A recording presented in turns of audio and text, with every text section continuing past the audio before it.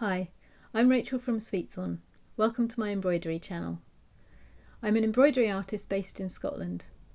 My work is inspired by nature, mostly wildflowers. I find that stitching common plants helps me to slow things down, and I pick up on details that I wouldn't normally have noticed. You can find my finished art and embroidery designs at my Sweetthorn website. On this channel, I talk about embroidery styles and techniques that I'm beginning to learn. I've done a lot of freestyle embroidery, but I don't know much about many traditional styles like blackwork, goldwork or petit.